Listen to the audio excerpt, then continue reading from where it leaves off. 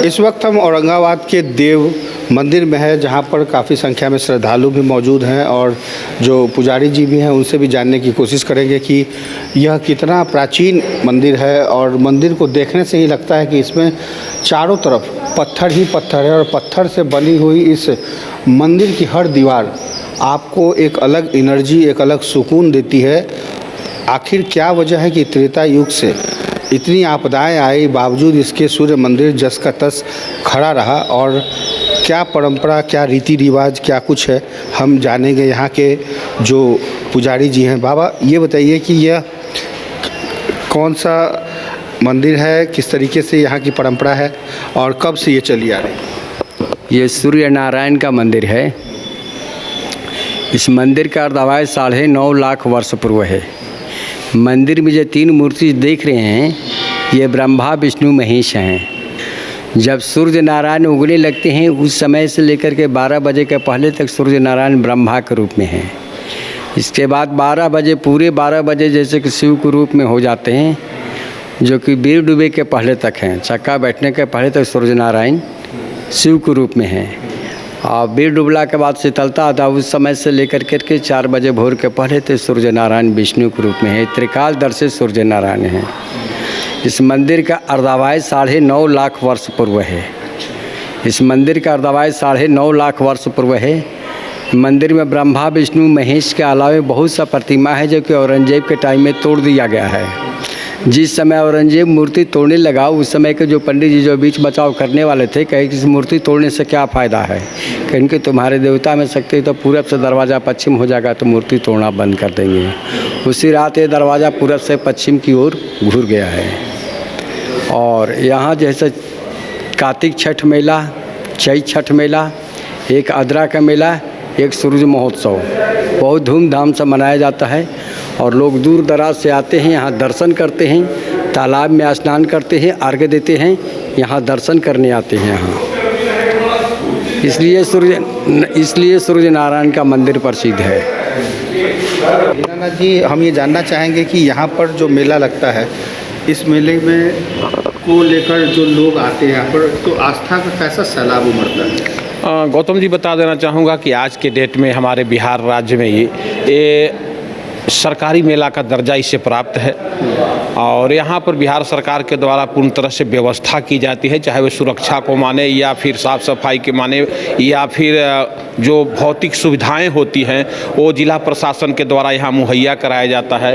और तकरीबन हर छठ व्रत में, चाहे वो कार्तिक का छठ व्रत हो या चैती छठ व्रत हो, बसंत छठ व्रत कहते हैं, ये दोनों व्रत में यहाँ पर तकरीबन 10 से 15 लाख श्रद्धालुओं का हुजूम उमड़ता है। और उसको हर लोग वहाँ कुष्ठ निवारण जो तालाब आप देखें, उस तालाब में लोग स्नान करता है और भगवान भास्कर का यहाँ दर्शन करता है, जो त्रेता काल के बने हुए हैं। ये आपको मैं पूर्व भी बताया था कि औरंगाबाद में ये ऐसा धरोहर है जो त्रेता काल में राजा राम के वंशज में उनके 14 कुर्सी ऊपर राजा ऐल थे, जिनके द्वारा इस मंदिर का निर्माण कराया गया था। और वह मंदिर आज तक यथावह स्थिति में है, कहीं भी कुछ देखने को नहीं मिला है। आज तक इसका कहीं एक काई भी देखने को, इस पत्थर, ऐसा पत्थर से बना हुआ ये मंदिर है, इसमें अभी तक कहीं कोई पत्थर खराब नहीं हुआ है और पूरी तरह से जिस अवस्था में बना था उसी अवस्था में है। और त्रेता युग से आज तक मंदिर है, इसका कोई वस्तु स्थिति नहीं बदला है। लेकिन इतना जरूर कहूँगा, जिला प्रशासन या राजनीतिक दल, यहाँ पर जितने भी लोग हैं, चाहे सांसद हो, विधायक हो, लेकिन आज भी देव का जो बनना चाहिए था वो नहीं बन पाया। पर्यटन के लिहाज से देव आज भी बिहार का सर्वोपरि कह सकते हैं कि एक तरीके का एक ऐसा स्थान है। बावजूद इसके पूरी तरीके से इसकी गरिमा है क्या? पर्यटन के हिसाब से या राजनीतिक हिसाब से ये गरिमा इसकी नहीं है। उदासीनता तो है। पूरा जो राजनीतिक उपेक्षा इस मंदिर को देखने के बाद आपको पता चल जाएगा कि ये मंदिर राजनीतिक उपेक्षाओं का शिकार है। भगवान सूर्य जो पूरे प्रकृति को और पूरे संसार को प्रकाशमान करते हैं, और उनके साथ ऐसी उपेक्षा यहाँ के राजनीतिकों के द्वारा बराबर होती रहती है। हम आपको किसी दल विशेष की बात नहीं बताता हूँ। हमारे यहाँ दिलकेश्वर राम जी, जो कि कांग्रेस से थे, स्वास्थ्य मंत्री रह चुके हैं, वो देव विधानसभा से ही जीतते थे। सुरेश पासवान जी जो आरजेडी से थे और वो पर्यटन मंत्री रह चुके हैं। श्री रामाधार सिंह जी जो बीजेपी से संबंध रखते हैं, सहकारिता मंत्री रह चुके हैं। और तीन इसी क्षेत्र के विधायक रह चुके हैं, जो तीनों अलग अलग पार्टियों के थे। हमारे सांसद भी बहुत दिनों से सांसद हैं। लेकिन ऐसा कोई प्रयास किसी भी राजनेताओं के द्वारा और किसी भी राजनीतिक दलों के द्वारा इस मंदिर के लिए नहीं किया गया, जो कि होना चाहिए था। विश्व में ये एकमात्र ऐसा सूर्य मंदिर है जो पश्चिमाभिमुख है।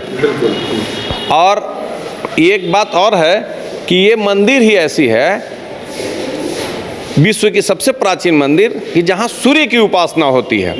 और आप कहीं पे भी जाइएगा तो सूर्य की जो उपासना होती है वो सूर्य का मंदिर होता है, जिसमें सूर्य की प्रतिमा होती है। लेकिन ये सूर्य का एकादश रूप की यहाँ पूजा होती है, या इसको ये कह दें आप कि त्रिकाल रूप। सूर्य भगवान 3 रूप में विराजमान है, उदय में ब्रह्मा के रूप में, दोपहर में महेश्वर के रूप में और संध्या के समय विष्णु के रूप में। तो ये त्रिकाली सूर्य का मंदिर है। और त्रिकाली सूर्य मैंने उसको क्या कहते हैं आप, प्रतीकात्मक सूर्य। प्रतीकात्मक सूर्य हैं कि जो 3 रूप में विराजमान है, ब्रह्मा विष्णु महेश। और ऐसा मंदिर आप उत्तर भारत और दक्षिण भारत का ये मंदिर एक सम्मिश्रण है। क्योंकि मंदिर की कलाकृति को आप देखेंगे तो ये नागर शैली की मंदिर है। बाहर जो है ये तो नहीं, अंदर नहीं, गर्भगृह नहीं, आप बाहर की दीवार को देखेंगे, मंदिर का जो कंस्ट्रक्शन है तो वो नागर शैली की मंदिर है। और ये नागर शैली आपको बिहार, यूपी या इधर उत्तर साइड में आप जाइएगा तो ये शैली आपको मिलेगी नहीं। दक्षिण का एक मंदिर है हाँ इसी का है।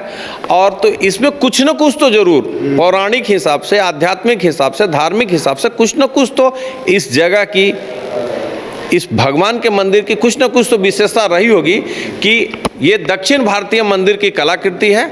और अपने आप में बहुत ज़्यादा अभूतपूर्व इस मंदिर में भी है। 2-3 चीज़ें हैं आपको बता दूं कि इतना तो प्रत्यक्ष है कि जो सूर्य भगवान का जो स्नान होता है, जो चरणामृत होता है, उस चरणामृत को लगाने से स्किन डिजीज 90% कम होता है। वाइट लेप्रोसी को जिनकी बीमारी है वो बहुत सारे लोग बिना किसी दवाई के सिर्फ इनका चरणामृत अपने शरीर में लेप करने से वो ठीक होता है। और मैं आपको बता दिए पश्चिमाभिमुख, विश्व में कोई ऐसी मंदिर नहीं है कि जिसका पश्चिम की तरफ चेहरा है। हम आपसे भी ये जानना चाहेंगे कि आसपास बता रहे थे कोई राजा रहते थे, उनका कोई सामने में ही यहाँ किला है। उसी किला में राजा जगन्नाथ रहते थे। राजा जगन्नाथ लोग सुने हैं, राजा जगन्नाथ के बारे में हम लोग जाने हैं। उनके पूर्वज जो थे उनके द्वारा ये मूर्ति जो है वहाँ से स्थापित कराया गया था। यहाँ पे ये जो मंदिर है विश्व में एक ही मंदिर है, ये पश्चिमामुख मंदिर है, जो कि यहाँ पे देश नहीं बल्कि देशों से लोग वहाँ पर्व करने आते हैं। और लगभग यहाँ पे 15 से 20 लाख की भीड़ होती है यहाँ छठ पर्व में। और इस मंदिर वहाँ पे पोखरा में स्नान कर इसके बाद यहाँ पे आते हैं और अपनी मन्नतों को मांगते हैं। कितने लोग आते होंगे यहाँ पे? ऐसे हर रविवार और मंगलवार को आप आएंगे तो लगभग हजारों हजार की संख्या में यहाँ पे श्रद्धालु आते हैं, पूजा अर्चना करते हैं। ऐसे अनुमान लगाया जाए यदि साल में तो हमको लगता है कि करोड़ों की संख्या में लोग यहाँ पे पूजा अर्चना करने। पूरे साल की बात करें तो 365 दिन में करोड़ों ऐसे श्रद्धालु हैं जो इस मंदिर का दर्शन करते हैं, लेकिन बावजूद हो गया। तब उनको रात में स्वप्न आया राजा को कि जहाँ पड़े तुमने पानी से जो शौच किया था और जो लगाया है पानी सगरो, उसी पानी के गड्ढा के नीचे 1.25 पोरसा नीचे ब्रह्मा विष्णु महेश का प्रतिमा है, जिसको आप निकालकर कहीं स्थापित करिए। वही राजा को रात में स्वप्न आया और राजा गए वहाँ सूर्यकुंड तालाब में, वहीं कोना से उसको गड्ढा काट के पत्थर मूर्ति को निकाले और निकाल के यहाँ स्थापना कर दिए। इसी के चलते देव सूर्य मंदिर यहाँ प्रसिद्ध हुआ, समझे कि नहीं। और फिर राजा पूरा कदई में लेट के वहाँ पूरा शरीर को लपेट लिए, इससे उनका जो कुष्ठ रोग था शरीर में सब खत्म हो गया। बिल्कुल। तो बहुत अगर आप चाहते हैं तो यहाँ भगवान आपकी मनोकामना पूरी करते हैं। इसी आस्था और विश्वास के साथ हम न्यूज़ बाइस्कोप की टीम देव नारायण की इस मंदिर में पहुँचे हैं और आपको तमाम चीज़ों से रूबरू कराया। ऐसे ही फिर किसी मंदिर से होगी आपकी मुलाकात। फिलहाल कैमरा पर्सन राजेश के साथ कुमार गौतम, न्यूज़ बाइस्कोप, देव नारायण मंदिर, औरंगाबाद। ये गर्मी, बड़ों का बुरा हाल है तो सोचिए बच्चों का क्या हाल होगा। निरस और बोरिंग समर को बनाना हो हैपनिंग तो सीधे चले आइए वाइल्ड वादी वाटर पार्क। गर्मी में आपके मस्ती का डेस्टिनेशन, जहां है water park, fun zone, tempo line, साथ में hunting house, flower park, rope course और bird park. Monday to Friday only 300, शनिवार रविवार 400 में।